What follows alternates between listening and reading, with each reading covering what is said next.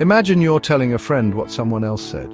You might not use the exact words the person used, but you convey the same message. This is a common way we share information in our daily lives. Whether it's recounting a funny story, sharing some news, or explaining what someone else mentioned, we often find ourselves using reported speech. This is called reported speech. It's a way of communicating what someone else has said without quoting them directly. Instead of repeating their exact words, we use our own words to convey the same meaning. This can be especially useful in both written and spoken communication. Instead of using quotation marks, we use special words and structures to convey the message. For example, we might say, "He mentioned that he was feeling tired," instead of quoting him directly. This allows us to integrate the reported speech smoothly into our own narrative.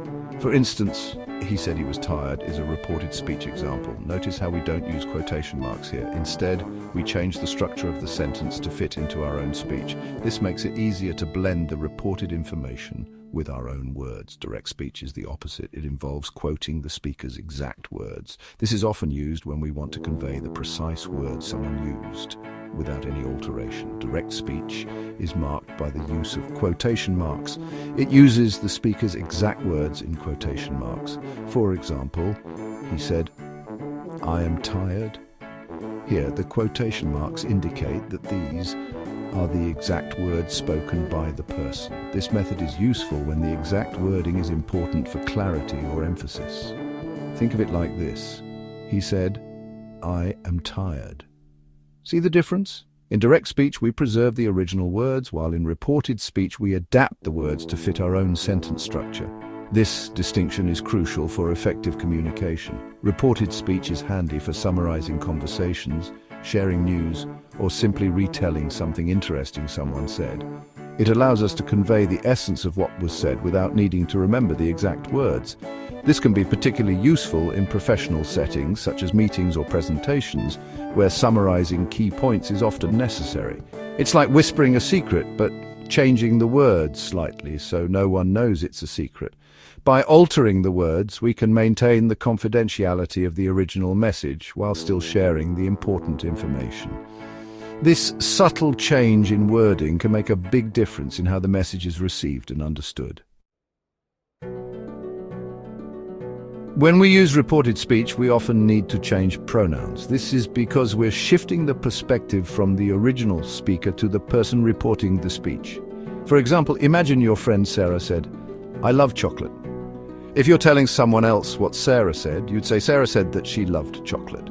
Notice how I changed to she, because you're now reporting from your own perspective. The same goes for other pronouns like we, you, they, he, and it. These pronouns might change depending on who is speaking and who is listening. Hold on tight. We're about to time travel. Imagine you're stepping into a time machine, ready to journey through the intricate world of tenses. When we report something said in the past, we often need to adjust the tenses of verbs. This process is known as backshifting, and it's essential for maintaining clarity and accuracy in our communication. This is because the time frame has shifted. The original statement was made at a different time, and we need to reflect that change when we report it. For instance, present simple becomes past simple. This means that if someone says, "I eat breakfast at 8 a.m., and you report it later, you would say, "He said he ate breakfast at 8 a.m. Similarly, present continuous transforms into past continuous. So if someone says, "I'm eating breakfast," you would report it as, "He said he was eating breakfast." Let's say your colleague mentioned, "I'm working on a new project."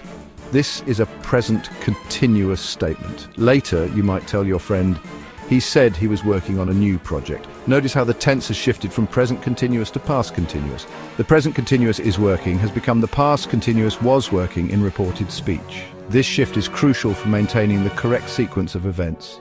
This tense shift maintains accuracy in the timeline of events. By adjusting the tenses, we ensure that the reported speech accurately reflects the original context and timing of the statement. This is especially important in both written and spoken communication, as it helps the listener or reader understand the sequence and timing of events clearly. It's not just about changing words, it's about conveying the right meaning. For example, if someone says, I will go to the market, and you report it later, you would say, he said he would go to the market. Here, the future simple will go changes to would go. Understanding these changes can be tricky at first, but with practice, it becomes second nature. The key is to always consider the original time frame and how it relates to the time of reporting. Remember, the goal is to make your reported speech as clear and accurate as possible. This ensures that your audience fully grasps the timeline and context of the events you're describing. Another example is the past perfect tense. If someone says, I had finished my homework, you would report it as he said he had finished his homework. The tense remains the same because it's already in the past perfect. By mastering these tense shifts, you can become a more effective communicator. Whether you're writing a report, telling a story, or simply sharing information, understanding how to accurately report speech is a valuable skill. So the next time you need to report what someone said, remember to adjust the tenses accordingly. It might feel like time travel, but it's all about keeping your communication clear and precise. With practice, you'll find that these tense shifts become a natural part of your language skills. Happy time traveling through tenses.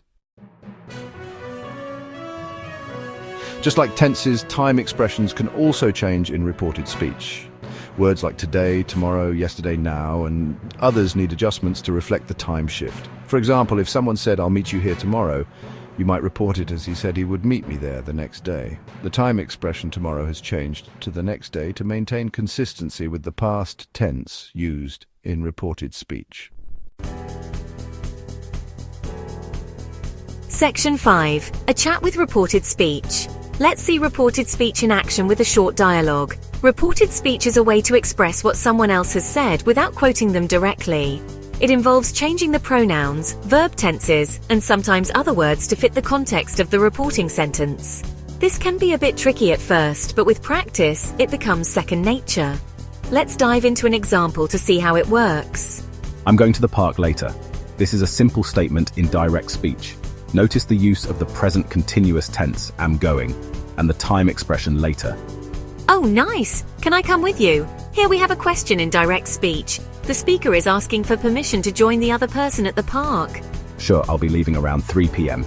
This response includes a future action, I'll be leaving, and a specific time around 3 p.m. Now, imagine you're telling your friend about this conversation. You need to convert the direct speech into reported speech. This means you'll have to make some changes to the original sentences. Guess what? Sarah said she was going to the park later. Notice how I'm going changes to she was going and later remains the same because the time reference is still valid. Really? Did she say if anyone else was joining her? Here, the question is about whether Sarah mentioned anyone else coming along. Yeah, Tom asked if he could go, and she said he could. In this reported speech, can I come with you? Changes to if he could go, and she said he could, confirms the permission. She said she would be leaving around 3 p.m., the future tense. I'll be leaving changes to she would be leaving to fit the past reporting context. See how the pronouns, tenses, and time expressions have been adjusted in the reported speech? This is essential for maintaining the meaning and clarity of the original message. By practicing these conversions, you'll become more comfortable with reported speech and be able to use it effectively in your conversations and writing. Remember, the key is to pay attention to the context and make the necessary adjustments to ensure that reported speech accurately reflects the original statement. Ready to test your reported speech skills? Here's a quick activity. Convert the following sentences into reported speech. I am reading a fascinating book, she said. We went to the cinema last night, they told me. I will call you tomorrow, he promised. Try converting these sentences and then check your answers with a friend or teacher. What happens when we report questions? The structure changes a bit. For yes-no questions, we use if or whether. For questions, we keep the question word. The word order becomes like a statement, not a question. Are you coming to the party? He asked whether I was coming to the party. Where did you buy that amazing dress? She asked where I had bought that amazing dress. When reporting requests or orders, we use verbs like ask, tell, order, or request. For requests, we often use the infinitive to plus verb. For orders, we use the same structure.